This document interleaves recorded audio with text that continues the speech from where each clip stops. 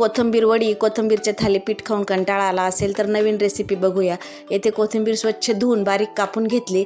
त्यानंतर काही लसणाच्या पाकळ्या, हिरव्या मिरच्या, थोडेसे शेंगदाणे आणि 1 चमचा जिरे टाकून बारीक मिक्सरमध्ये करून घेतलं। त्यानंतर कोथिंबीर येथे कढईमध्ये टाकून घेतली। मिरचीचा हा जाडसर ठेचा टाकून घेतला। अर्धा कप डाळीचं पीठ, अर्धा कप मूग डाळीचं पीठ, अर्धा कप गव्हाचं पीठ, चवीनुसार मीठ आणि अर्धा चमचा हळद टाकून छान हे मिक्स करून घेतलं। याला पाण्याची गरज येत नाही, कोथिंबीरीच्या पाण्यामध्येच हे छान मिश्रण तयार होतं। आणि लिंबा एवढा गोळा घेऊन मस्त हे मोठे मुटकळे तयार करायचे। यांना मोठे मुटकळे सुद्धा म्हटलं जातं।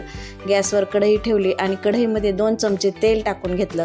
तेलामध्ये थोडंसं जिरं टाकायचं। जिरे तडतडले की पाणी टाकायचं। पाणी उकळल्यानंतर यामध्ये हे मुटकळे सोडून घ्यायचे आणि मुटकळे 5 ते 10 मिनटं छान शिजवून घ्यायचे आणि आपले मुटकळे तयार होतात। एकदम मस्त अशी रेसिपी आहे।